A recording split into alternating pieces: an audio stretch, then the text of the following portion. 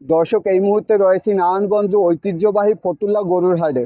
এখানকার যে সকল খামারিরা গরু নিয়ে আসছেন তারা ইতিমধ্যেই বলতেছেন যে তারা ক্ষতিগ্রস্তের মুখোমুখি হতে পারে এবছর কোরবানি ঈদে।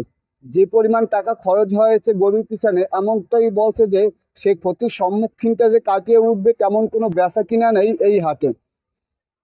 বেচা কিনা কেমন চলতেছে এই জায়গায়? বেচা কেনা আগের বছরে যেরকম বেচা কেনা করছি, তো এবার এবার তার চেয়ে বেচা কেনা একটু নিম, এবং কি এবার বাজারই নাই। যেটা 3 লক্ষ টাকার গরু সেটা এসে 1.5 লক্ষ বলে, আর যেটা 1.5 লক্ষ টাকার গরু সেটা এসে বলে 1 লাখ নেন, 120 নেন। আমরা যে খামারি, আমরা তো ক্ষতির মুখে পড়ে গেছি। এক বস্তা ভুসির দাম 2,000 টাকা। এই গরুটা লালন পালন করতে সপ্তাহে খায় আপনার 10,000 টাকা।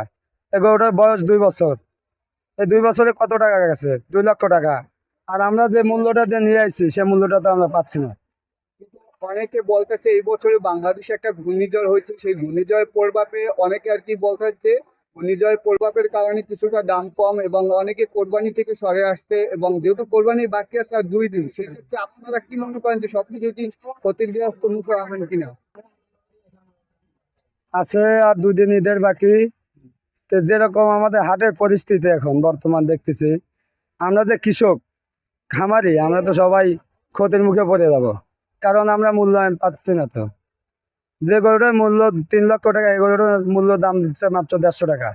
তাহলে কেমনে বেচবো আর আমরা কেমনে বেঁচে থাকবো? এই বাজারের এখন গরু বেচা কিনার পরিস্থিতি কি?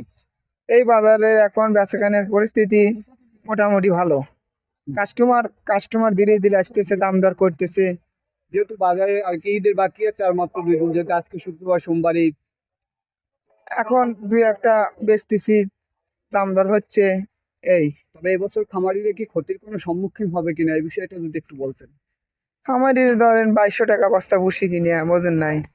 ধরেন খামারির সবসময় তো ক্ষতিগ্রস্তই হচ্ছে। তেহান দেখি আল্লাহ পাক কি করায়। গেলবারের তুলনায় এবছরে কেমন আর কি বেচা কিনা? গেলবার তুলনায় বছরের দেশে গরু কম। দেশে গরু হ্যাঁ, বেচাকেনা শুরু না, ইনশাল্লাহ দাম দুই একটা চলতেছে এইভাবে। আজকে দিনে না হলো কালকে দিনে কালকে আবার একটু বেশি জমজমাট হয়। জমজমাট হয়।